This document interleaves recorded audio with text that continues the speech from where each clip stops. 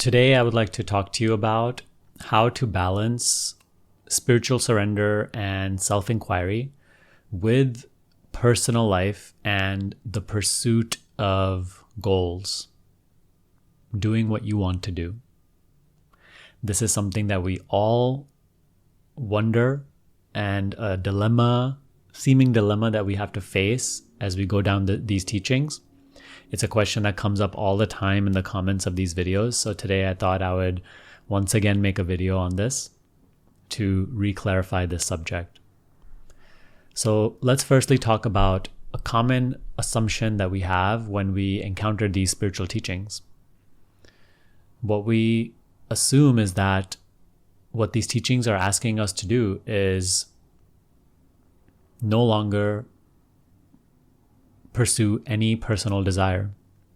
We feel that, hey, desire is wrong, that we shouldn't want anything and we shouldn't do anything, that the work that we do is in conflict with our meditation practice, with our pursuit of self-knowledge.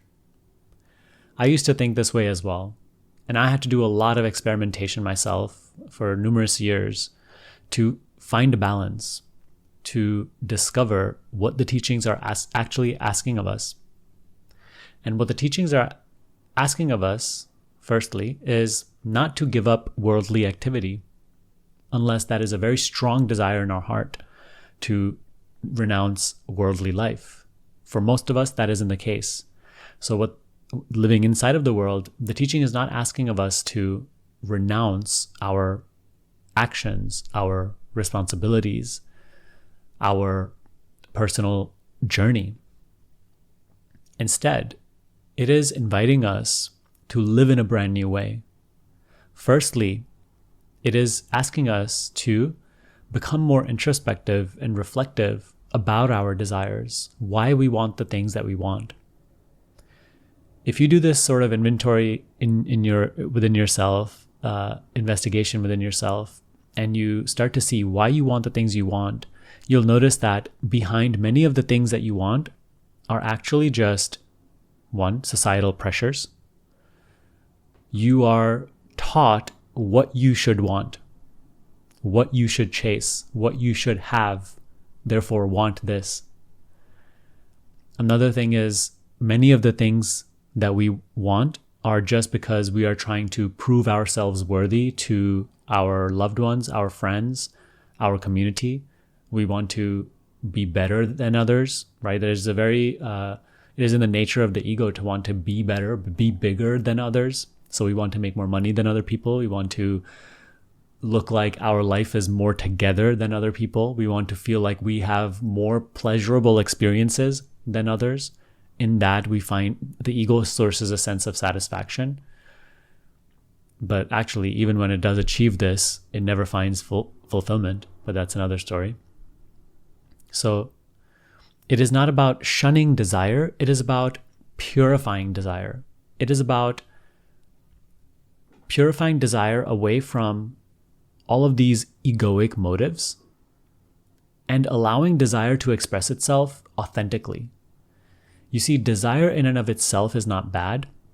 However, when desire is able to, in your lack of awareness, hypnotize you in the idea, in the assumption that achieving something will make you feel worthy, or will fulfill you, or will make you happy. When desire is successful in getting you bought into the condition that your happiness rests on the other side of something, that is when we fall into trouble. And that is what the teaching is inviting us to become aware of, to understand, and to outgrow. As long as you continue to desire for the sake of desiring, because that's all you have ever known, that is a recipe for misery. And that's what you hear about in spiritual teachings all the time, that desire is bad in that case. Because desire brings you under the impression that, hey, if I really get this object, or I achieve this title at work, or this much income, right? More money, better relationship, better body, that is where you can stop desiring. See that the whole purpose of desire, right? Like the whole motive of desire, of every desire, is to reach a state of no desire. Every desire wants to get fulfilled. And what is fulfillment? Fulfillment is a state of no desire. So literally what every desire wants is to, and what the mind so dearly wants is to get to a place where there is no desire, just utter fulfillment.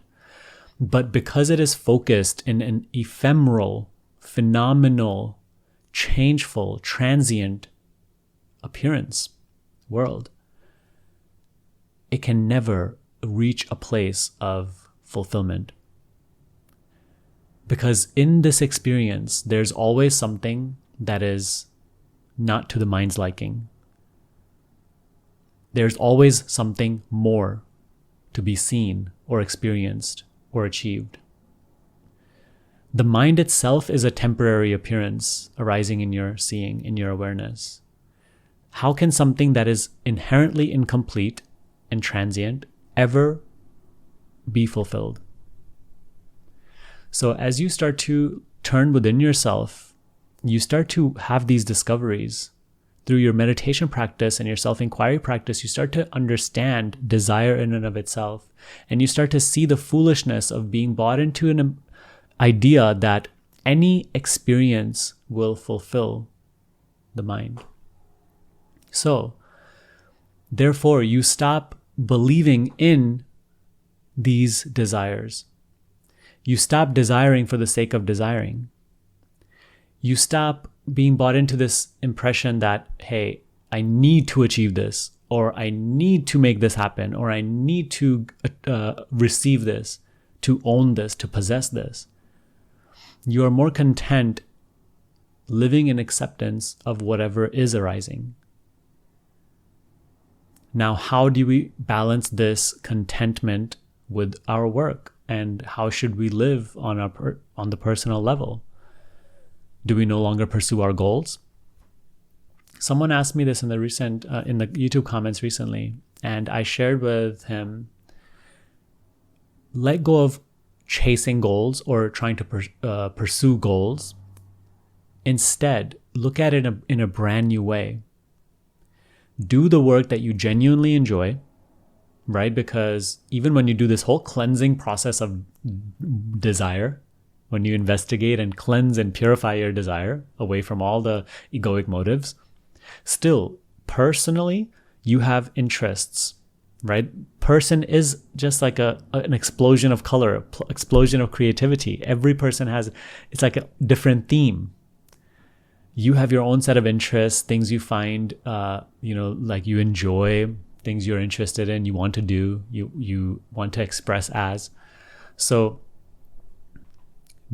instead of pursuing goals, creating a benchmark for happiness or a condition for happiness in the future, which is conceptual, start to do the work that you genuinely enjoy. Even if you can't do it full time, take steps towards that. Do the work that you genuinely enjoy and try to do your best to be better and better and better at it. Not for the sake of just personal satisfaction, although it will bring you that, but also, more importantly, for the sake of service to humanity. In that way, personally, you will be living up to your full potential and doing work you enjoy and doing work that brings benefit to the whole. And also, you'll be happy.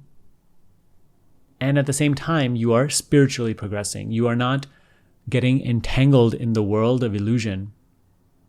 Because, this isn't a one-time switch. This is years, like what we're speaking of is like you committing to years of introspection and purification and removing of all of these egoic motives and tendencies through your work.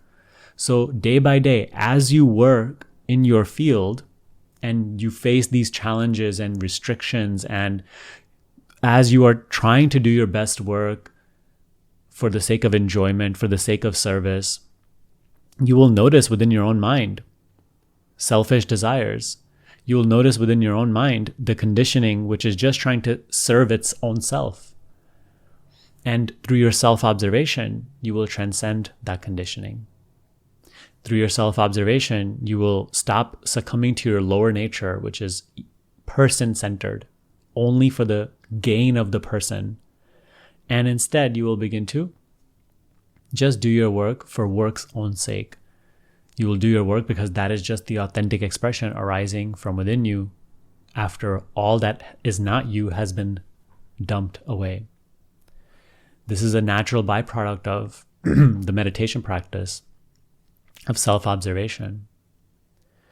So that's the main point that I wish for you to understand today and reflect on. Your work that you do, your personal expression, don't just make it about personal gain. If you do, no matter how much you gain, you will never find fulfillment. On the other hand, don't neglect your personal nature and say action is not important, or I shouldn't do anything, or I shouldn't pursue any goals.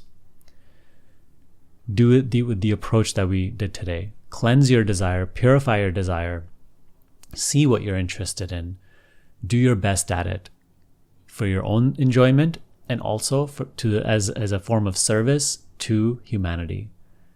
And in that, you will live a very full life, personally and spiritually. You will be fulfilled and happy. And you will actually be able to use your work as an avenue for spiritual practice. This is the way that I approach my work, and what I'm sharing with you is just what I've discovered through my own introspection and spiritual practice over the past few years, where I have struggled with the same things, with the same dilemmas, with how to strike a balance between spiritual practice and work and worldly life. So whatever resonated with you today, apply it, and I'm sure it will help you. Now, if this is something that you struggle with and spiritual practice is something you want to go deeper into and learning how to balance it and integrate it into your personal life, I have 2 resources for you. One is my free self-inquiry guide, which you can download down below for free. It will really help you get your practice started so that you can start doing this introspection and grow in intuitiveness, insight, wisdom, self-knowledge, self-awareness. Along with that, I also offer a wonderful School of Awakening, which is a structured approach for spiritual practice. Over 8 weeks, every single day, you'll be going deeper and deeper into this experientially. And it will help you so much to bridge the gap between conceptual understanding and direct experience. You get full support over there. We do weekly Q&As. We have a wonderful community where you can ask all of your questions. We do guided meditations. Basically, it's like a whole integrated, holistic way of going about the spiritual practice, where you can make your entire life about spiritual wisdom, spiritual unfoldment. So if that excites you and you feel that would be helpful on your journey, you can learn about it down below in the description box as well. I'll link it and you can enroll. I'd really encourage it. I really hope that this video brought you value today. If you have any further questions about it, you can post them in the comments below. I try to reply as much as I can, and I use your questions for future videos as well. So thanks for watching. Subscribe to this channel if you're new, and I'll see you in the next video. Bye.